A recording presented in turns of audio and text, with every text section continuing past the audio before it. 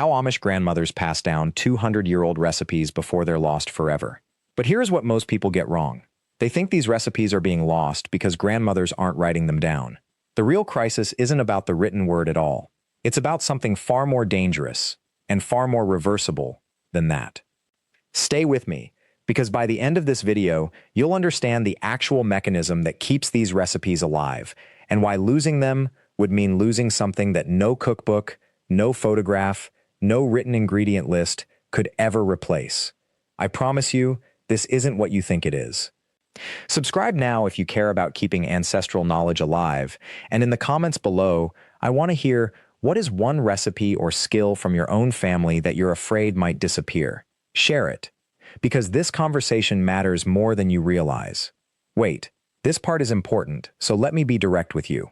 Everything I'm about to reveal to you in depth, the actual patterns, the mechanisms, the step-by-step framework of how Amish knowledge transfer really works, all of that is covered thoroughly in our complete survival and homesteading guide, available in the description and pinned in the comments below. That guide breaks down not just recipes, but the entire system of how plain communities preserve wisdom across generations. If you want to understand this at the deepest level, that's where you'll find it. Now, most people approach this backwards. They think the problem is that Amish grandmothers don't measure things precisely. They don't write down teaspoon or cup. They cook by feel, by sight, by the weight in their hands. And modern food culture has convinced us that this is imprecise, sloppy, unreliable. A recipe that isn't typed out in standardized measurements must be inferior, right? Wrong. This is actually the secret to why these recipes survive. The measurable ingredients aren't what makes a recipe work. They never were. Think about it this way. If a recipe is dependent on precise measurements, what happens when the kitchen is cold? What happens when humidity changes? What happens when the flour comes from a different mill, or the eggs are from a different season? Modern recipes assume a controlled environment. Standardized ovens, standardized ingredients, standardized temperatures. Remove any one of those variables, and the recipe fails. An Amish grandmother's recipe doesn't fail, because it was never built on precision. It was built on observation, adjustment, and the kind of knowledge that you can only gain by making that dish hundreds of times, in every season, in every kitchen, with every possible variable working against you. That's why the recipe survives. Not because it's written down, not because it's memorized, but because it's embedded in muscle memory, in sensory knowledge, in a relationship between a person and a process that can only be transferred through repetition, correction, and practice. Here's what most people miss. When we focus on saving the recipe, we're actually trying to save the wrong thing. The ingredient list is just the skeleton.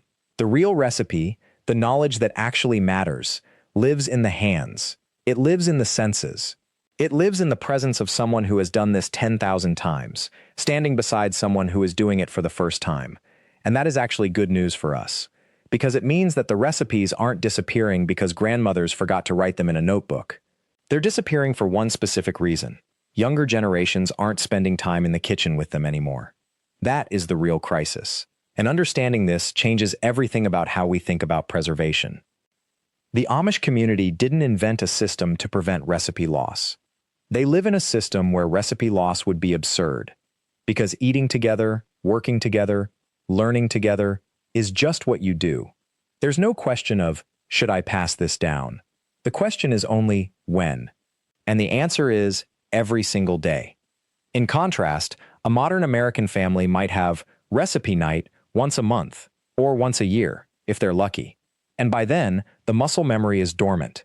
The sensory knowledge has faded. You're not learning the recipe anymore. You're reading instructions. So the survival instinct here isn't really about recipes at all. It's about presence. It's about choosing to be in the same room as someone, doing something meaningful, day after day, season after season. That's the actual preservation method. And if we understand this, if we really internalize that knowledge transfer isn't about written documentation but about shared presence, then we can ask a much more important question. What recipes from our own families are we losing right now? Not because we forgot to write them down, but because we're not showing up in the kitchen anymore. What skills are disappearing from our own homes because we've decided that cooking is a solo activity, a rushed activity, an activity we do while thinking about something else? That's the real story. Not about Amish communities at all, but about what we're collectively choosing to lose in our own families, right now, today. Because here's what most people don't realize. A recipe written on a card in a box is just words on paper. It's dead information. But a recipe learned while standing beside someone you love, watching their hands move, hearing them explain not just what to do, but why you're doing it, that becomes part of you. That becomes muscle memory. That becomes family. The Amish understand this so completely that they've built their entire culture around it. In an Amish home, children don't learn to cook from recipe books or cooking shows. They learn by being in the kitchen, by watching, by standing next to their mothers and grandmothers for years, sometimes a decade or more, before they're expected to prepare a full meal alone. Think about that timeline. A modern child might help make cookies once a year at Christmas. An Amish child is in the kitchen several hours every single day. For years, absorbing not just recipes, but the entire philosophy of food, nourishment, and family that sits underneath those recipes. And because of that daily presence, these recipes don't exist in isolation. They're connected to seasons, connected to what grows, connected to what the community needs. When an Amish grandmother teaches her granddaughter to make schnitzel, which is a breaded meat cutlet, she's not just teaching a technique. She's teaching when you make it, how much you make, how to stretch the meat budget, how to preserve the scraps, what you serve it with, how it feeds the family without waste. That's completely different from a recipe that says, pound the meat thin, and leaves you guessing about every other variable. But there's something even deeper happening in these kitchens. And this is where it gets important. This is where the real survival skill emerges. And I want you to really absorb this, because this is the thread that connects Amish food traditions to your own family's future. Before we continue, and keep this in mind for what comes next, the patterns you're about to see are exactly what I break down in the complete guide that's linked in the description and pinned to the top comment. In that resource, I show you the exact framework that's been keeping these family traditions alive for generations, the specific signals that tell you a recipe is in danger of being lost, and the precise system you can use starting today to ensure your own family's knowledge doesn't disappear. It's not free. It's a paid guide, but it's the deep dive into how this actually works. So here's the thing that nobody talks about. When a recipe dies in a family, it doesn't die because nobody wrote it down. It dies because nobody needs it anymore. In the Amish world, recipes survive because they're essential. Because if your family doesn't make butter, your family doesn't have butter. If your grandmother doesn't make jam, your family has nothing to preserve the summer's fruit. If someone doesn't know how to bake bread, people go hungry. There's no delivery option. There's no grocery store backup plan. The recipe isn't a hobby or something you do when you feel like it. It's infrastructure. That necessity creates a completely different relationship to knowledge. When your survival depends on knowing something, you don't just casually learn it. You master it. You pass it on. You can't afford to lose it. Now, in the modern world, we've eliminated that necessity. We've decided that cooking is optional, that preserving food is optional, that baking bread is optional. We've replaced all of it with convenience. And I'm not saying that's wrong necessarily, but we have to be honest about what that choice costs. What it costs is knowledge. What it costs is connection. What it costs is the daily transmission of family wisdom from one generation to the next. And here's where this gets urgent. We're in a transition moment. The generation that knows, the grandmothers and great-grandmothers who learn to cook without electricity, who know how to preserve food without refrigeration, who understand how to make something from nothing, they're still alive. But they're aging, and we're running out of time to sit with them, to learn, to be present while they show us. In 20 years, maybe in 10, that direct knowledge transfer won't be possible anymore. The chain will be broken, and instead of recipes, we'll have YouTube videos of people trying to recreate their grandmother's cooking from memory, guessing at measurements, never quite getting it right. So what are the Amish actually doing differently? What's the mechanism that keeps these recipes alive when everything in the modern world is designed to kill them? The first thing is what I mentioned, necessity. But the second thing, and this might be the most important part, is repetition without boredom. In an Amish kitchen, the same basic recipes are made over and over and over. Bread is made several times a week. Vegetables are prepared the same way each season. Pies follow the same structure, with variations only in filling. Most modern people would find this repetitive, boring, uninspired. We've been taught to want variety. We want new recipes, different flavors, Instagram-worthy presentations. But there's a hidden benefit to this repetition. It builds mastery. It builds intuition. After you've made bread 100 times, you stop needing to measure. You feel when the dough is right. You know by sound when the oven is hot enough. You develop a kind of sixth sense about it. This intuitive knowledge, this is what cannot be captured in a recipe card. This is what cannot be learned from a video. It can only be learned through embodied practice, through repetition, through years of showing up and doing the same thing again and again. The Amish have built a culture that honors this. A culture where repetition isn't seen as a limitation, but as a path to mastery. Where doing the same thing again is understood as deepening your knowledge, not wasting your time. This is something we've almost completely lost in modern culture. We're always chasing the next thing, the next recipe, the next technique, the next gadget that will supposedly make us better cooks. But mastery doesn't work that way. Mastery works through repetition, through showing up, through being willing to make the same thing 100 times until your hands know what to do without your brain having to think about it. And this is actually a survival skill.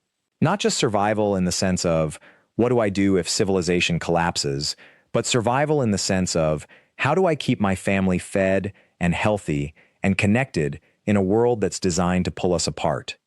The answer the Amish have arrived at is through presence, through showing up, through being willing to teach the same way your mother taught you, through understanding that the recipe isn't the point, the relationship is the point. The recipe is just the container that holds the relationship. And when you understand it that way, everything changes. Because now you're not trying to extract a recipe from a person, you're trying to be with a person. You're trying to learn from them in a way that's complete. Not just ingredients and instructions, but their philosophy about food, their values about nourishment, their understanding of how to feed a family with love. This is what we're actually losing. Not the recipes themselves, those we can find online. We're losing the transmission of wisdom. We're losing the opportunity to sit with the people who know us best and let them teach us not just how to cook, but how to live. And this is the secret I promised you at the beginning. The real reason Amish grandmothers have kept these recipes alive for 200 years, while the rest of us lose ours in a single generation. It's not about writing things down. It's not about laminating cards or storing PDFs on a hard drive that will be obsolete in 10 years. The secret is this. They understood that a recipe is not information. A recipe is a relationship, and relationships don't survive on paper. They survive on presence, on showing up, on doing the work together, year after year, season after season, until the knowledge becomes part of your bones. When an Amish grandmother teaches you to make bread, she's not just giving you a recipe. She's giving you permission to belong to something larger than yourself. She's saying, this is how we do it. This is how our people have always done it. And now you're part of that chain. Now you're responsible for keeping it alive. That changes everything about how you approach the work. You're not trying to optimize the recipe or improve it or make it easier. You're trying to honor. You're trying to be worthy of the knowledge that was given to you freely without expectation of payment or credit or recognition. And when you live that way, when you see a recipe as a sacred trust rather than a piece of intellectual property, you do something remarkable. You keep it, you protect it, you pass it on not because someone told you it was important, but because you felt the importance in the hands of the person who taught you. This is why Amish communities haven't lost their recipes. This is why their kitchens still know how to make the things their great-great-grandmothers made. It's not because they have better memories than we do. It's because they have a different relationship to knowledge itself. They understand that the most powerful way to preserve something is not to store it in a locked vault. It's to make it part of your weekly rhythm. It's to cook it when it's needed, teach it when you have time, and trust that the people you love will carry it forward because they experienced it as love. And here's what hits me every time I think about this. We have all the technology in the world to preserve recipes. We have recipe databases. We have food blogs. We have video tutorials.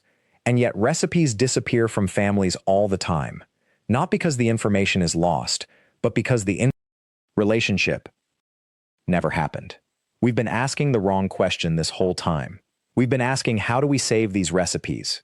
When we should have been asking, how do we save the relationships that hold these recipes? Because a recipe without a relationship is just a list of ingredients, but a recipe taught by someone who loves you, in a kitchen where you feel safe and known, that becomes part of your identity. That becomes something you would never dream of losing, because losing it would feel like losing a piece of the person who gave it to you. This is what the Amish grandmothers know that we've forgotten. You don't preserve knowledge by protecting it. You preserve it by sharing it.